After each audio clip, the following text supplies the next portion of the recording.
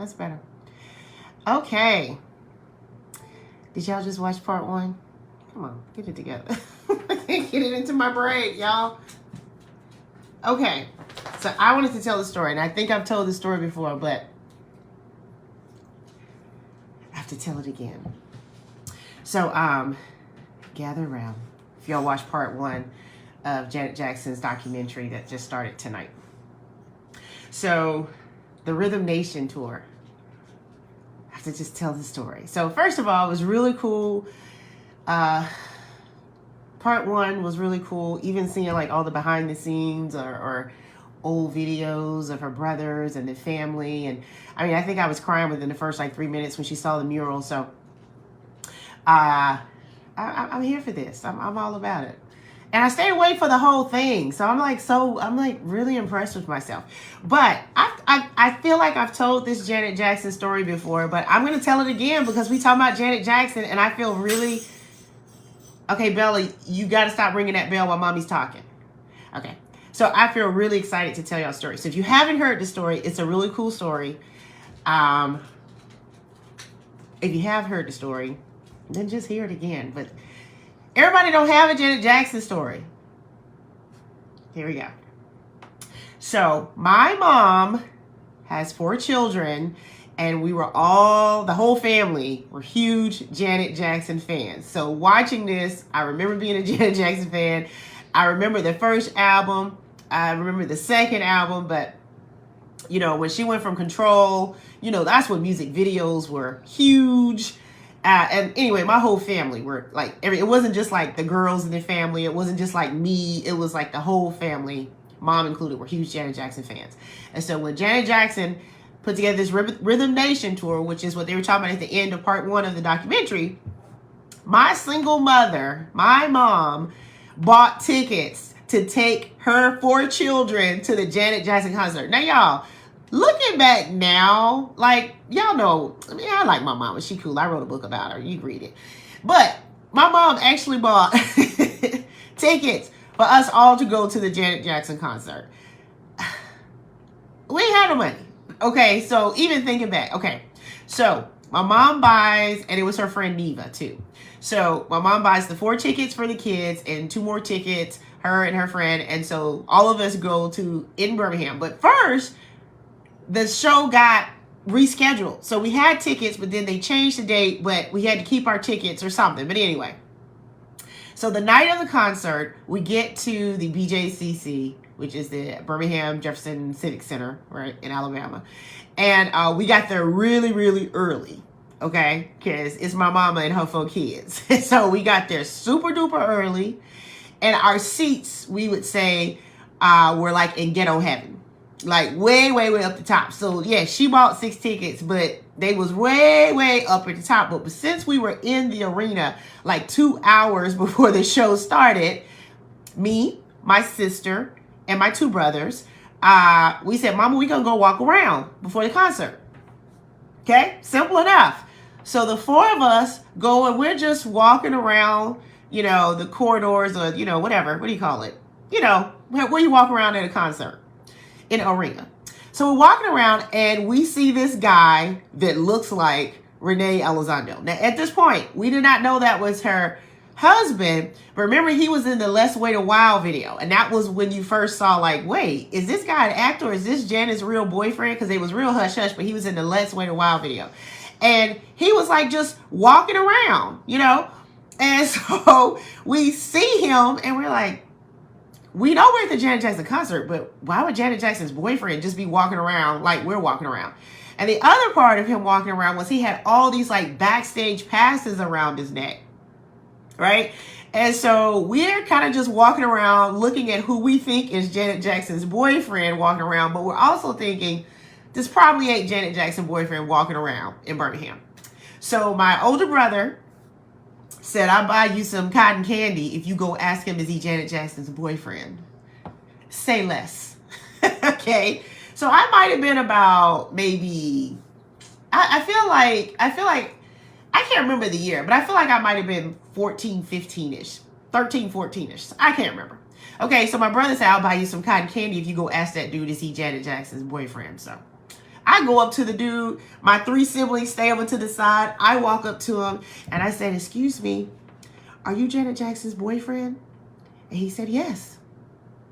We didn't have a plan for what happens next. So I'm standing there and I turn around and look at my 3 siblings standing over there and I said, he said, "Yes."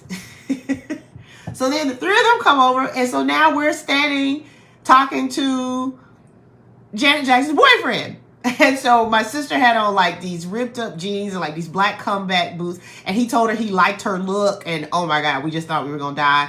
And he's just talking to us, and we're like, "Oh, we're so glad y'all got to reschedule because we had the tickets," and then y'all said they would come in. Okay, so we're just running our mouths talking to Renee Elizondo, Janet Jackson's boyfriend. But I guess after the fact, we found out he was the husband. But anyway, so he says, "Well, you guys enjoy the show." And we're like, "Oh, yeah. We're going to have a great time." But when he says enjoy the show, he puts something in my hand and he walks away. And I look at my hand and it's tickets to the concert that we're already in. So we're like, well, he gave us tickets. Like, we obviously have tickets. We're in here. And so we look at the tickets and they said, row 1. He gave us 4 front row tickets. And he said, "I'm going to be filming y'all, so y'all make sure y'all have a good time." So do y'all know I'm just watching this documentary and watching Renee's footage like, will I see me and Janet? So there's still hope. I didn't see me tonight. But maybe part 2, we would show more of Renee's footage, because Renee Elizondo has footage of me and my sister and my 2 brothers on the front row because he gave us the front row ticket. So there's more. Okay. So we're standing there. We open up these 4 tickets and, we're like, we got tickets, and we see row 1 and we start screaming, but then we're like trying to be quiet because we don't want anybody to know that we got front row seats. So we run to go tell our mom. We go up the steps. So keep in mind, we got tickets up in Ghetto Heaven. So we running up the steps. Mama, we met Janet Jackson, boyfriend. And we are so excited. And my mom's like, "Y'all be quiet." She can't really understand what we're saying with it. Mama, listen, we met Janet. She's like, "Y'all sit down, be quiet. Now sit down, come on." And we was like, "Mama, we met Janet Jackson's boyfriend, and he gave us front row tickets." And so I feel like my mom didn't really believe us. And so we hand her the tickets, and she looks at them, and she sees row 1, and then she sees there's 4 of them, and she says, "Y'all didn't get before?" So yes, we left my mom and her friend up in Ghetto Heaven. Now, looking back, now that I'm telling the story, I see no other way. So we leave my mama, who sacrificed to buy all these tickets for her poor children. Mama, we go into the front row. We only have enough for us. We go downstairs, and of course the ushers are looking and double and triple checking our tickets, because where y'all get front row seats from? And so we keep looking up to where my mama's sitting and, waving, like losing our minds. So anyway, we make it down to row 1, and we're sitting there about to lose our brains. The opening act, and Janet's, I feel like he was her musical director, but the opening act was Chucky Booker. Y'all remember Chucky Booker? For some reason, he was hot. And I never forget, he wiped his face and he threw the towel, and I caught the towel, and I was confused as to why there was makeup on the towel, because I didn't know then that would have been a thing. I didn't understand. I was like, why is it makeup? But anyway, I caught Chucky Booker's towel. That was a really big deal. And so Janet Jackson comes out, and man, it was like one of the first things I remember. Remember, she used to always wear like the black jeans, the black and everything, but they were actually like Nike tights, like biking shorts, but they looked like jeans. Okay. But anyway, my 2 brothers to this day will still probably argue to the death of, we were in the front and we're dancing, and I just remember we were doing this dance right here. And so Janet's singing, and so she starts doing that dance in front of us, and we're like losing our minds. And at some point, Janet looks in our direction. Again, my brothers both say it was to them specifically. And, she was like playing with us and stuff, like you so cute kind of thing. Well, Renee, this is when people had camcorders, is out there filming in the front row. And one of the ushers came and told us to sit down. And we was in the front row going crazy, and one of the ushers was like, y'all gotta sit down. And so we sat down, but then Renee came out there, and we was like, they told us we had to sit down. And Renee was like, stand up, y'all can stand up. So it was like Janet Jackson boyfriend told us we stand up. And so he was like filming us while we was on the front row. So when you see that footage that you have never seen before, he really was filming that. And we are somewhere in some of them tapes. That's the story. There is somewhere in a box full of a lot of things that I have lost are those ticket stubs. And you can ask any of my siblings. They will tell you the same story. Now, you ask my brothers. Well, everybody remembers a different part of the story. My sister will remember that Renee said he liked her looks. That's the part of the story she would probably lead with. And both of my brothers would say that she looked at them, you know. But my part is, I went and asked Renee, was he her boyfriend? And he said yes, and he gave me 4 front row tickets. So, just saying, I mean, I might be in a documentary. Let's just see the part 2. Let's check part 2, because I was looking at part 1, like when I I'm balled up on the couch. So I'm one of those people that's always cold. So yes, I usually have on a scarf and a sweater in my house, and I'm laying on the couch under the blanket, and I'm loving the whole documentary. I actually really was enjoying it. But when they said Renee documented in this footage, and I started thinking, Renee's footage? How random would that be that I would be sitting here in Birmingham, Alabama watching this, looking for myself in Janet Jackson's documentary? So